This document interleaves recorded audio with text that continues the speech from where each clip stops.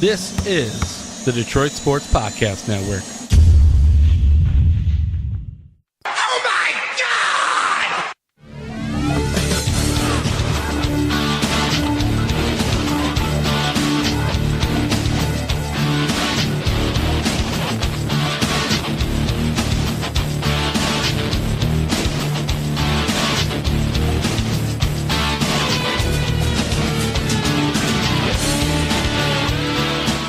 Welcome, all you jabronis, to DocNJock's wrestling show. This is episode 7. I am the Jock, and rolling with me, as always, is my homie and yours, the Doc. What's going on, Doc?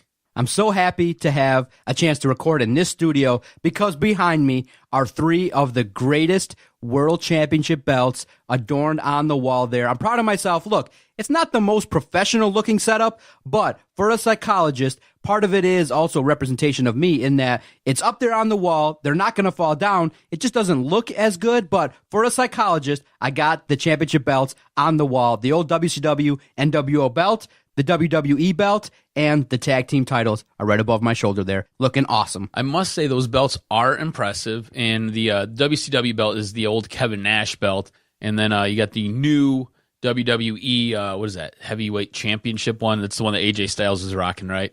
And then you got the tag team strap there. I am impressed, man. They look good. They look awesome. I walked in, and first thing I said to you was, I love those belts. I think they're awesome. I mean, you did kind of go half-assed with how you got them on the wall, but like you said, you did it for $8, right? Exactly. $8. So hey, I saw on Amazon. Bravo to you. I saw on Amazon you can get those belts have specific hooks right, that you can put on walls, but they're like $15 a piece, and I would need like 4 of them. So I'm not spending $60 to hang them up on the wall, though. It does represent. It's representative of me and my personality, so I like the way it is. It doesn't have to be exactly right; it just does the job. Dude, it looks good, man. They're awesome. Exactly. When guests visit the studio, all the time they say, "I like your getup. It makes me want to do my podcast better to see what you guys are doing based upon what others are doing." And it's just, when you record a podcast, one of the things that you got to do is you got to set up a cool environment. So the office is cool. I feel good, ready to talk some wrestling, and it's all good, man. It was a good week. Yeah, it was a really good week of wrestling. Good stuff, huh? I think maybe we should kick it off there with Raw. So to start with, Kurt Angle comes out to because of course, right, copy and paste. There always has to be an authority figure that comes out to announce matches. Yeah. Anyways, Kurt Angle comes out to announce tonight's matches, and instantly he's interrupted by his son, Jason Jordan, who is booed lustfully. Like, that crowd hates Jason Jordan. It was outstanding. But he demands a match with Roman Reigns, who then comes out and demands a match with Samoa Joe. Those two then go back and forth until Joe comes out and accepts Roman's challenge. He does give Roman Reigns 5 seconds to take his challenge back. However, that doesn't happen. Roman ends up turning his back on Jordan, who then suplexes him. This leads to a long match between Roman Reigns and Jordan. In the end, Roman wins. What did you think about this match? Look, a lot of people liked it. I, myself, was kind of bored with it. It was like over 20 minutes. It was very long and drawn out. I just don't want to see Roman Reigns and Jason Jordan. I just don't want to see that match. I don't care about the evolution of Jason Jordan right now. I'm not invested. They haven't done a good enough job. But for me, what I do now is I'm evaluating Roman Reigns. Okay. He's very technical in the ring. He's getting around pretty well. His spots are timed pretty good. I feel like that in these situations where you're bringing up a young cat, a guy like Roman Reigns has got to do a job in order to make Jason look good. It's evolving the storyline. I get it, but I would have rather seen Samoa Joe in there and get in there and start the matchup, do their things, or at least have what you call a setup where you have Samoa Joe further the beatdowns, or you have Roman Reigns get over on Samoa this week. But to see Jason Jordan in the mix, I understand what they're trying to do, but it's just not needed. I feel like Jason Jordan's got to be brought up a lot slower. You got to have Roman Reigns in there with the big dogs. Roman Reigns, Jason Jordan, seriously? Right. Not the best way to kick off Monday Night Raw. So speaking of Samoa Joe, he does end up coming down to the ring to choke out Roman Reigns. Roman Reigns is saved by Jason Jordan. So at this point, I'm totally confused on what's going on with this story. For Jason Jordan's trouble, he gets Superman punched through the ropes. Then you fast forward a little bit, Samoa Joe then attacks Jason Jordan in the back while he was begging for a match against Samoa Joe. So Jason Jordan apparently has heat with everybody, whether it be Roman Reigns or Samoa Joe. I have no idea why he jumped in to make this save. It made no sense. This is, again, bad booking on WWE's part. I didn't understand it. I thought this whole it was basically a half hour of the show was just kind of a throwaway. Yeah, it didn't make any sense to me. It was not the best. They could have done it a lot of different ways, but you got to introduce Jason Jordan. You got to build him up. so that you can have him either one, turn heel, or two, advance himself by getting himself over by beating a guy like a Roman Reigns, or basically being in a program with Roman Reigns is trying to elevate him. It's just really weird to see Jason Jordan at this point right now, because if you go back a little bit, you remember when he was feuding with John Cena and then he was feuding with Roman Reigns, we were like, wow, those were really good matches. He looks like he's coming along. It's really good. Right now, the way they're booking him and the way the story's going, it's not helping him at all. All right, so now we move forward. Paige versus Sasha. They have a match. I enjoyed that. I did too. I thought it was a very good match. Both were accompanied to the ring. Paige gets in some early offense, and I think she looks really good. Now, she hasn't wrestled since, I believe it was June of last year. 15 months, they said. 500 days plus. And she went, it was a good 20-minute match, and she went the whole time. She looked good. I was really impressed with her ability to not get winded, to be able to pace the match, and to be able to look legit and get some good offense and to sell a little bit. I thought it was a very good match. Sasha ends up slowing it down, and it looked like the two took a real nasty spill through the ropes onto the outside. They end up getting back in the ring, and after a few bank statements, Paige breaks up with the ropes. Sasha ends up back outside, but quickly gets back in the ring. At this point, while Paige is on the outside and Sasha's on the inside, Paige goes to climb back in. And at this point, Sonya and Mandy end up taking out Bayley and Mickey. And I thought this was really good. I thought, again, you got to remember, these are two girls from NXT. They're just coming up. I thought Sonya and Mandy looked really good as they sat there and were the heavies for Paige at this point. Except one move by Mandy looked a little bit behind her kick. It just right at the end, her last offensive move just didn't look executed properly. Made it look a little bit soft there. So you got to improve, Mandy, because people are looking at your wrestling. So when you do a kick, you want to be more emphatic. I feel like she was maybe a half a beat behind in that move. But Sonya, my gosh, they sell her as a beast. She can do some things. She's legit. She's very legit. So this right here was enough of a distraction for Sasha as Paige ends up finishing her off with the Rampage. I thought this was a very good match. Paige is over. She's getting a push. I think it's well-deserved. But we'll do a quick DocNJock stock watch on Sasha Banks. Because why do you have Sasha Banks putting over Paige? I mean, it's a good wrestler. I understand that. But when you want to have somebody be over, you could have did it maybe with this. You could have maybe done it the same way like you did with Asuka. Just have Paige beat Alicia Fox.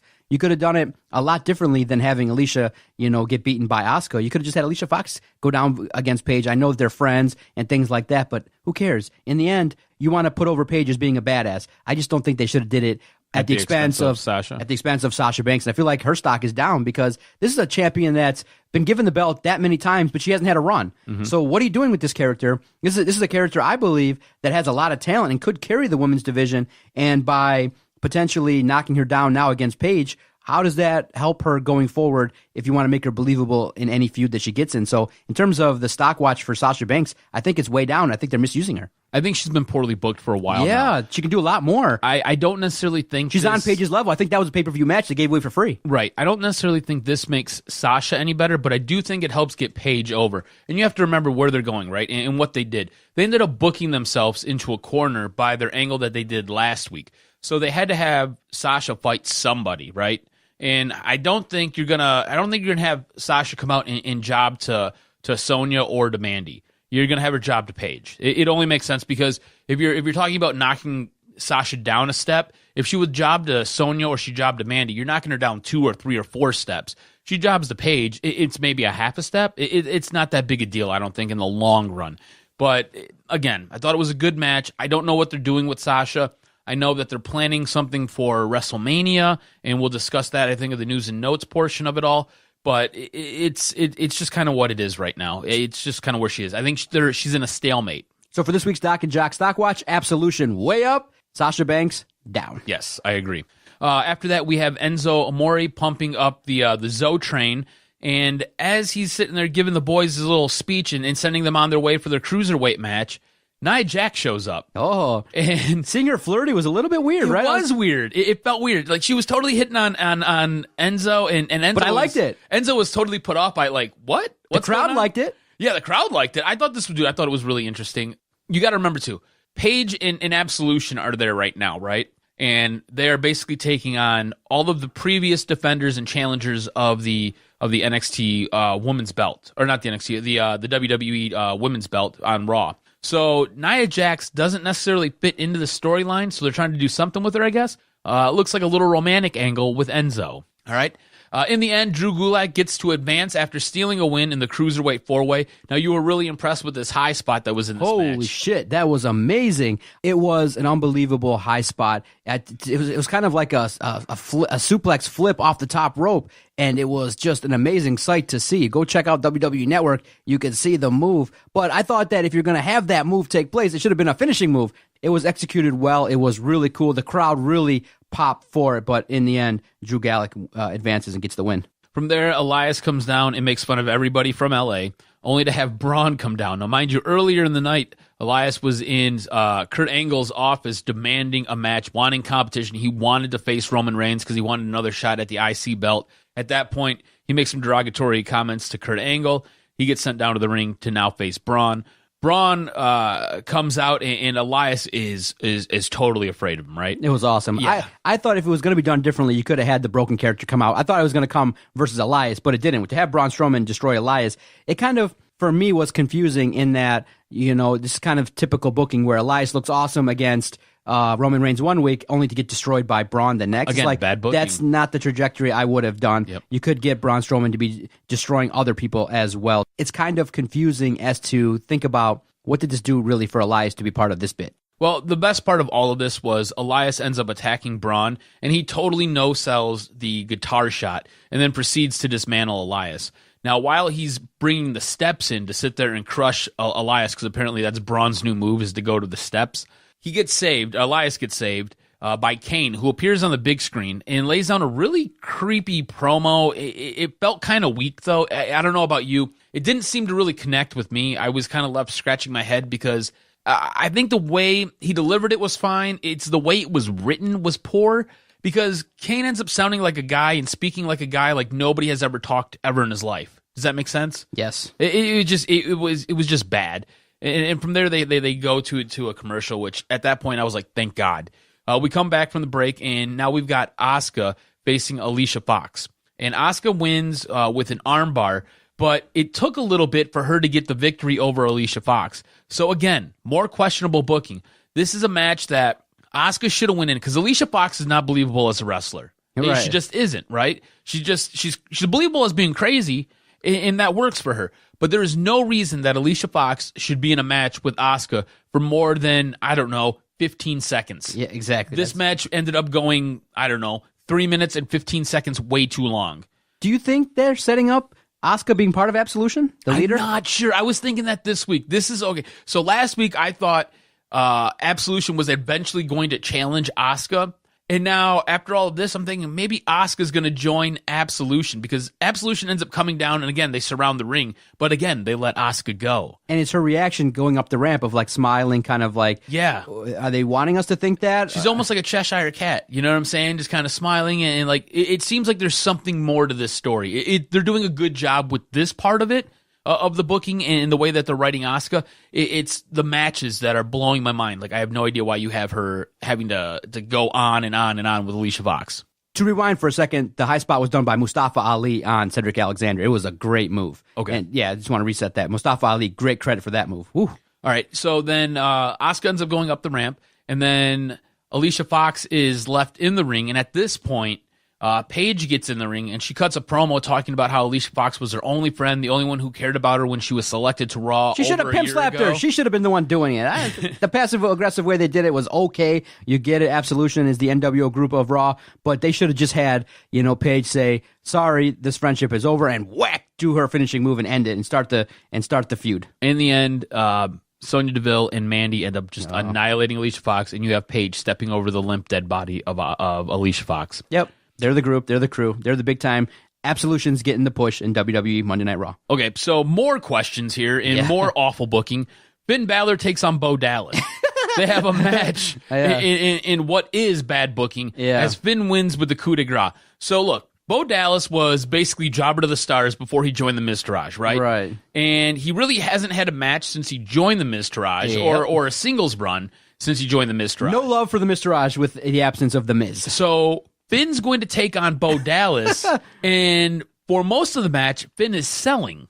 So you got Bo Dallas putting in work on Finn. Yep. Then he gets the win over Bodess. And then you're going to turn around, you're going to tell me that Finn's not over. Well, you book him like a bum. Yeah. It makes no sense what they're doing with Finn Balor right now. I'm totally perplexed. It was what it was. But you have to have at least Bo Dallas have some offensive moves because I get it, and that's you can't fine. just have you can't have Bo Dallas get squashed. And that's fine. I don't want Bo Dallas to get squashed. At some point, I feel like he should have a little bit of a run, whether he be mid-card jobber to the stars or if there was whatever. a TV title, he'd be perfect. It would, yeah, exactly. TV title champion. Exactly. But there's at the expense of Finn Balor. All right. Again, you're using Finn Balor to either A, put over guys or to build other guys up, while at the same time you're hamstringing him. It makes no sense. I hate it. All right, so then we move on to one of the highlights of the entire night. It was awesome. They teased it. It was teased throughout Monday that this was going down. Matt Hardy's Twitter page was all abuzz. WWE via the network was kind of teasing it up a little bit. They recapped what happened last Monday night with Matt Hardy doing the whole delete thing. There was a house show where Matt did some more stuff and his character kind of emerged. So it was good to tease it that long, and then they finally did it. So then we have Bray Wyatt and Broken Matt Hardy. And what it is, it's a video mashup. It's like a vignette. So Bray gets to go on and basically speaks for 5 or 10 seconds. Then they kind of do like a static cut over to Matt Hardy, who goes on to speak in the way only Broken Matt Hardy can do. And then it's like a static cut, goes back to Bray, back to Matt, back to Bray, back to Matt. Ends with Bray laughing, ends with Matt laughing. It was good. And then you just fade off. It was awesome. It was great to see. It was great to see. It's a good, kickoff for the Woken character, Matt Hardy, Bray Wyatt. I think the laughter made it fun. I guess in the end, if you ask, you have to have Woken Matt Hardy go over on this one, right? You can't develop a character, but I would hope. This is my concern, right? So the Woken Matt Hardy is not necessarily. So Woken Matt Hardy is a Vince creation, right? Vince is going to own that. He's going to take that. Broken Matt Hardy, which Woken Matt Hardy is basically stemmed off of, is Matt's creation. You need to give Matt total creative control over his character. Not saying that he needs to have creative control on whether he goes over or not, but over the character, you've got to let him run free with this, because he basically saved Impact in their darkest hour, right? At this point against Bray Wyatt, nobody ever gets better by beating Bray. It's the way it's worked, right? So maybe Matt Hardy can help elevate Bray. At some point, though, Matt Hardy's got to get over on Bray, because this is the infancy stages of this is where you get over, because the vignettes are going to be funny. They're going to be funny, hilarious. They're going to be off the charts. If you were to tell me in like a minute or so, what about the broken character elevated it to the level where it got so over, where people know what it's about? What was it? Just the weirdness, the uniqueness of it, to see Matt Hardy do these kind of things? What made it over? It was something different. And the thing was, they never took themselves so serious, right? There were points where... Weird but fun. Yes. Where they were having a match and they grabbed like Roman candles and they started launching Roman candles at each other. Okay. And there was a point in the match where he ends up talking to a boat. Do you know what I'm saying? It was weird. And he knew it was weird, and he played along with it. Like, you were in on the bit, and so was he.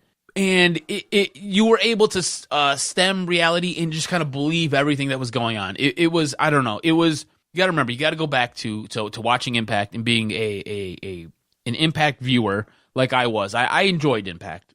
I enjoyed all of this. So watching the lead up and the build up to this, you have to remember, Matt Hardy gets stacked on 2 tables. Jeff Hardy climbs some scaffolding and jumps through Matt Hardy through both these tables and basically kills him. They have to wheel Matt out, and Matt's not seen on TV for 3 or 4 weeks at this point. He comes back as whatever the broken character was. Exactly. So what you're saying is that there need to be long build-ups between matches, a lot of vignettes, and maybe get some rub off of a Roman Reigns and a Braun Strowman. Just have him come out there, and Roman's all serious, and this dude just shows up and does some weird off-the-wall shit, and get it over. Like maybe referencing Roman Reigns, referencing some things that are maybe on the inside that could be brought up, and just get some rub off of the top characters with this outrageous act. It was so outrageous and so outlandish. But I'm concerned too. And it was creative and it was funny. It was so different. You didn't see anything like this going on in WWE. You didn't see anything like this going on in Impact. It was It was new. It was something that was new. And I want to bring it up, too. Our supporters on our Twitter page, at Detroit Podcast,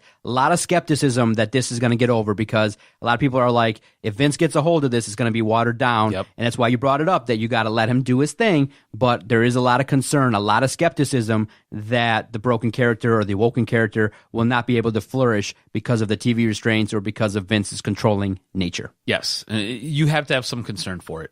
All right, so now we go to main event time. So we have the Shield versus the Bar, and we have some back and forth action that ends with Sheamus getting DQ'd.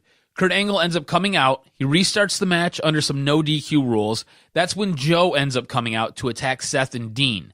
This then brings out Reigns. They end up fighting all over the arena.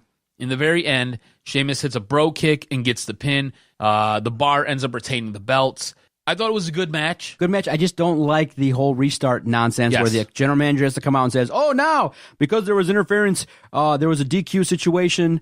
Sheamus tried to keep the belts via disqualification. Kurt Angle then comes out, interrupts, is like, no, we will now restart this match under a new rule, and that's a rule of no disqualification. You're like, okay, it adds some more intrigue, but you do it so much that when we see it, it's just so stupid. Yep. I just would have ended it there. You know what? You could have ended it there. Let it end, and then you know what? You come back next week, and you can do it over again. The scales of justice got to turn. Exactly. So then, what's the purpose of squashing that? I understand. It looked cool. The optics were cool, where you have Samoa Joe and the Bar walk up the ramp there. They got over on the Shield. But at the same time, you could have done it a little bit differently. I think what they're doing is now they're setting up a 3-on-3. They do love their multi-man matches. I mean, for SmackDown's pay-per-view coming up, we've got an 8-man tag match is what it's going to be. So it's going to be insane. You got 4 tag teams in it. It's nuts. But they love their multi-man matches. So instead of just doing a tag match, you're now going to have a 6-man tag match is what's going to happen. So the Bar is still the Raw WWE Tag Team Champions. That's right.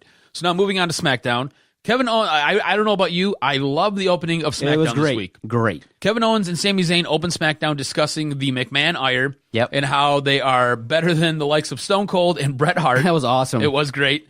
They then proceed to discuss Randy Orton and how he is basically the McMahon's whipping boy. Anything that they need done, they send Randy Orton out to do it. So at this point, Randy Orton, in Randy Orton fashion, comes, like, honestly, dude, he came from out of nowhere and hits an RKO on Kevin Owens. I got invested. I was cool with that opening. I was too. Shane then comes out and addresses Sami Zayn. He sets up a match for later against Randy Orton. All right, so now we move on. We've got Rusev and Aiden English taking on the New Day.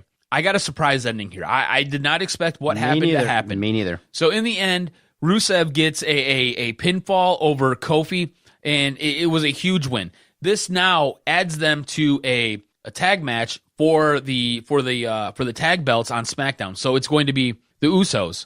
It's going to be Rusev and Aiden English. It's going to be the New Day, and it's going to be Shelton Benjamin and Chad Gable on Clash of Champions for the Wild tag Times. belts. It'll be fun. It's going to be nuts. We then go to Mojo Rawley, who's cutting a promo on Zack Ryder. Rawley. Calling him dead weight and challenges anyone who wants it to come get some. I thought it was okay. I mean, look, they got to do something with Mojo, right? Out of these two guys, it's time. You got to step it up. Mojo's going to be the guy to get the push. Zach's going to be treated just like Dolph Ziggler, and he's going to be a steady hand. Do you think that the potential for Mojo to be a mid-card guy is there? Do you like him as a talent? It depends on what they do with his character. I hate his character right now. He's like way hyped up, and he's all over the place. He's like basically like the bastard child of ADD. You know what I'm saying? It's just what he is. If you were to book him and be the booker, how would you shape his character?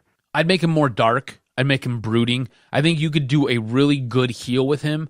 You know what? Yeah, you got to put him in black. The colors make him. Yeah, you put him in black. Neon dark. Yellow, not working. Right. Put him in something, like you said, put him in black. Have him be brooding. Go out there. Maybe don't talk so much, but when you do talk, it's a few sentences and get to the point and get out. You know what I'm saying? And just kind of be almost like you're pissed off at the world. That's what I'd end up doing. We then have a few promos setting up Clash of Champions. The women's match will be a lumberjack match between Charlotte and Natalya. Dolph Ziggler is being added to the U.S. Champion match. So you're going to have Dolph Ziggler versus Bobby Roode versus Baron Corbin in that match. Bludgeon Brothers come out and they make fast work of two jobbers. Congratulations to Harper. He just had his first kid the other day. Oh. Baron Corbin and Bobby Roode end up squaring off in a match that ends in zigzags for all. Yes. Dolph Ziggler was sitting along ringside doing some announcing. He ends up jumping in the ring, and he basically takes care of both these guys. So guess what? Guess who is the new biggest fan of Bobby Roode? Who? My little kid Olivia really? loves herself some Bobby Roode. Like she'll ask me to play the music. She'll be like, "Where's Bobby Roode?" So I'm gonna try to get a clip this week. I have SmackDown saved on DVR. I'm gonna try to get a clip of her saying, "Where's Bobby Roode?" She gets excited. Does she? She's a Bobby Roode fan, and she can sing glorious. She doesn't do the move. She can sing it. She can sing glorious. So I'm gonna try to take a video and show it to you next week. Do it. It's funny as hell. She loves herself a little bit of wrestling, and she loves herself some Bobby Roode. Absolutely glorious. That's awesome. All right, so then we get to our main event for SmackDown. Sami Zayn and Kevin Owens come to the ring, with Kevin being handcuffed to the rope by Daniel Bryan per Shane O'Mac. Now, Kevin Owens throws a complete tantrum while this is going on. The match ends up kicking off with Randy Orton taking it to Sami Zayn. Like, he is putting work in on Sami. Ends up throwing him all around, throws him over the announce desk, and then picks him up and does a backdrop off the guardrail. At one point, Sami grabs some bolt cutters to try to cut Kevin free. Randy ends up running wild on both of them. During the remainder of the match, Kevin ends up freeing himself with the bolt cutters, but in the end, Randy ends up winning with a roll-up, I know your favorite move, the schoolboy, after Sami misses a haluva kick. After all this, Kevin and Sami end up running wild on Randy Orton, but your boy Nakamura comes out to make the save. So there's this new team that beats the piss out of Kevin Owens and Sami Zayn, and that's Nakamura and Randy Orton. So at Clash of Champions, I'm expecting Nakamura and Randy Orton to take on Kevin Owens and Sami Zayn. Did you like how this all kind of worked its way out and you were able to tie Nakamura into the Clash of Champions pay-per-view? Yeah, I had no problem with it at all. I feel like the way that the booking is with these top guys is where it needs to be. Sami Zayn, Kevin Owens, Nakamura. You got to have them all in the mix. Randy Orton as well. I feel like, okay, it's a storyline that can hold you over until Royal Rumble, but at the same time, you know, like I said last week, I'd rather have Randy Orton over there on Raw. But I feel like in terms of entertainment value, in terms of each other working together, it's a quality fit. It'll go places. All you can ask for is good wrestling matches. Right. You have to expect that these guys can deliver in the ring, and I don't think they're going to set up to fail. I think that they're going to deliver at the pay-per-view. Each match that they have with each other, I do believe like it's going to be entertaining, and they got to live up to the hype. I want you to do something for me going forward, okay? I want you to watch the way Raw books talent, and I want you to watch the way SmackDown books talent. Mind you, you haven't seen Nakamura in probably 3 or 4 weeks. Right. And I think what you're going to start to see on SmackDown is guys being held off and maybe being cycled in every other week or every so often. They're going to be held off TV for a little bit, so when they do come back, it feels much more special. On Raw, you're going to get Roman Reigns every single week because that's just what they do, right? You're going to get the same old guys doing the same old bits, and when you got to work everybody in, you'll sit there, you'll throw a lumberjack match in there, or you'll throw some kind of mix multi-man tag or multi-woman tag match.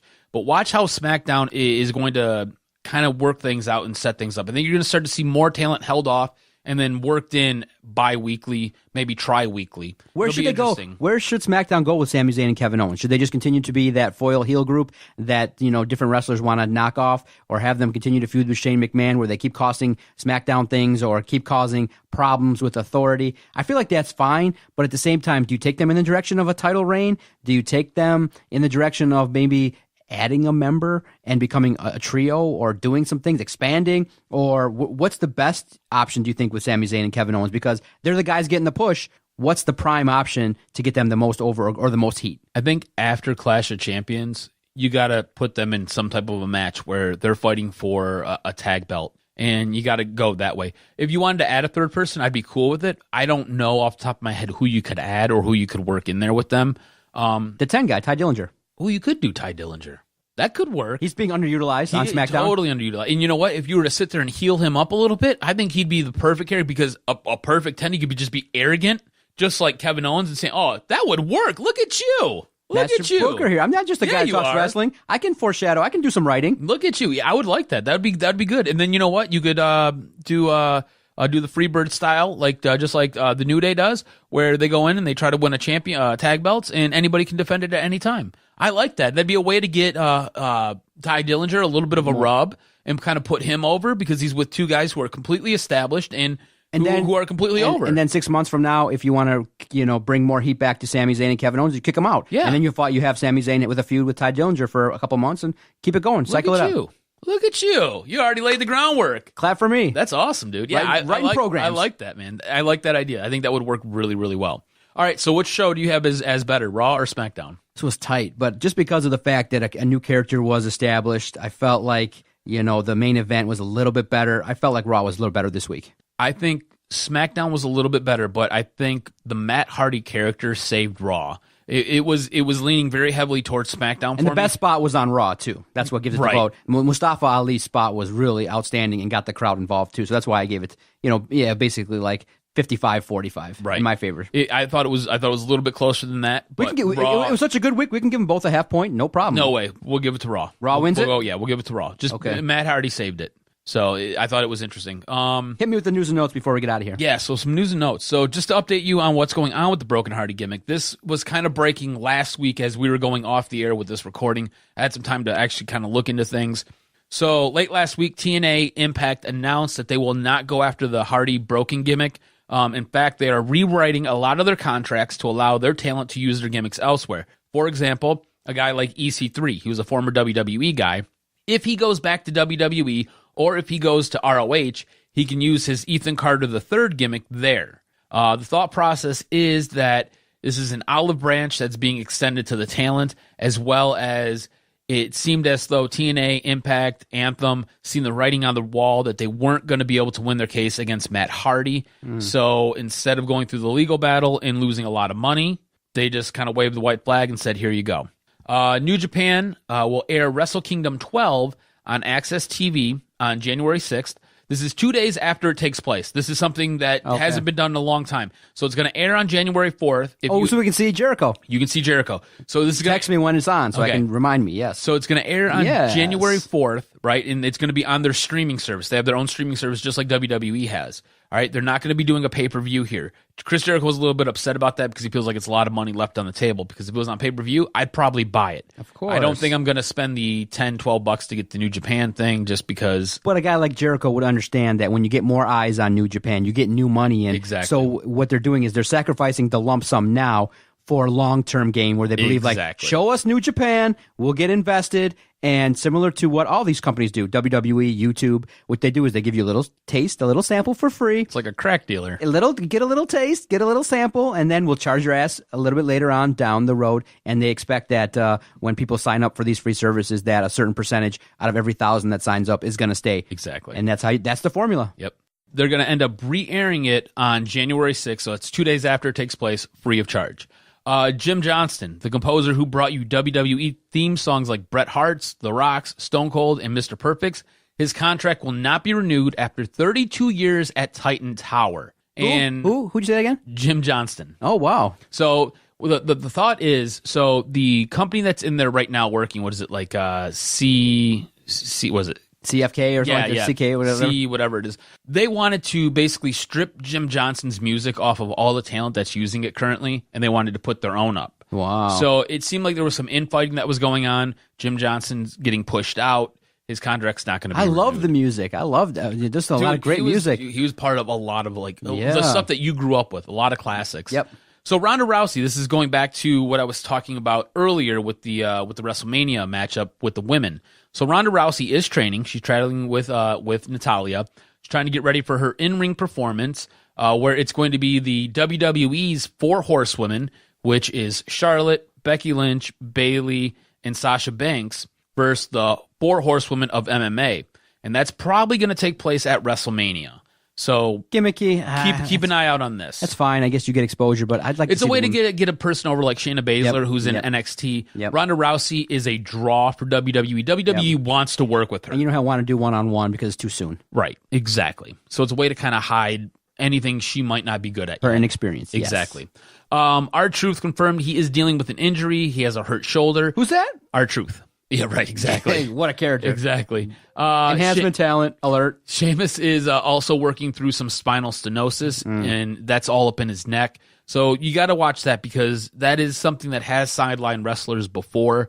So not sure how he's going to be able to deal with it. I believe that might have been why he was off last week. He needed a recuperation week just to try to get right. It also sounds like Batista may be in for a WrestleMania match. However, Chris Jericho will not be because he's touring with Fozzy. So at WrestleMania, 34, you may see Batista, but you definitely won't see Chris Jericho. All right. Early thoughts regarding if there was going to be a surprise entrant to the Royal Rumble. Who would you like to see? Anybody that's maybe a Cody Rhodes comeback, maybe somebody that's I would love to see Cody Rhodes, but he's not coming back. You don't think he's coming back anytime soon or ever? Maybe I'm not going to say ever, but not. He'd have to have soon. he'd have to have guarantees of a massive push, Yeah. multiple titles, and he's kind of established himself as a star, huh? He's probably one of the most successful guys now in the near past that's kind of gone on. He's saying he's making more money. He's doing a lot of different things creatively. He seems a lot happier, and he's not dressing up like some super freak. So that's right. You know what? Right now, his thing is him and the Bullet Club are trying to sell out a 10,000 seat stadium for ROH. Dave Meltzer said it would never happen. Are there any rumors of anybody Cody coming? Rhodes took it as a Okada, challenge. anybody? Omega, Okada? I don't think anybody? Okada's coming. Omega may. Now, see, the way it gets a little bit interesting because I think Omega signed a 1-year contract last year, and the way it'll work is I think Wrestle Kingdom ends like 2 weeks prior to Royal Rumble. So it gives you the 2-week window there where his contract expires, and then I think he can jump ship and go to WWE. Some minor hinting at maybe Bobby Lashley, but I'm not invested in that at all. He's already had his run in time already. So yeah, I don't know. It'd be the nostalgia would be cool, but you know what? At this point, I don't even know, man. You know what? I'll do some digging and see who might come back. Okay, fantasy, who just there could be. Not realistically, but who would you want WWE to acquire? Oh, I'd love Kenny Omega. Kenny Omega, yeah. Could be highlighted. Dude, Kenny Omega, if you could bring Kenny Omega and you could bring Okada in, and you could let them work the way they work, and that's the problem. WWE won't let them work the way they work because they work a little bit too violent and a little bit too stiff. That's part of the issue with Nakamura. I think Nakamura has struggled out of the gate because he hasn't been able to find his moveset that's popular. Yeah, because everything he's he just used an entrance to do, right now. Yeah, everything he used to do, and he can't they speak to toned get it over. down. Exactly. But no, Kenny Omega would be hands down. Kenny Omega, just about anybody from the Bullet Club, I'd pop really hard for. I don't know, man. It would be awesome if keep an eye. We'll always keep an eye out. Marty Scurll would be cool if they could bring him in. I'm not sure if you know who Marty Scurll is. Yeah, you've talked about him. I've checked up on his work. Marty Scurll's awesome. Yeah, we'll always keep track of some of those in the indie scenes and Ring of Honor and see. Oh, so like I mentioned earlier, EC3, right? I love Ethan Carter III. I think he's outstanding. I think he's a great character on Impact. I think he's awesome. If he could somehow make the jump over to WWE, bring that character, if you wanted to shape it a little bit different, but bring that cocky, brash, I'm better than you character that he plays, and you give him a push. Like, you need to give him a push. Don't make him a mid-card guy. Give him a push and let him run with it, because that guy can cut an outstanding. Like, he is basically like a much darker haired John Cena, like a big built dude who can sit there and talk on the microphone, is funny, like tells good jokes while he's sitting there cutting his promo, and you just need to give him free reign. Just let him do his thing. Sounds good. Always enjoy the wrestling conversation. Let's talk next week, and let's hope that Clash of Champions, when we review it, is a good one. Yes, sir. See everybody next week. Technical in the ring. He's... Ooh. Got mail? Yeah.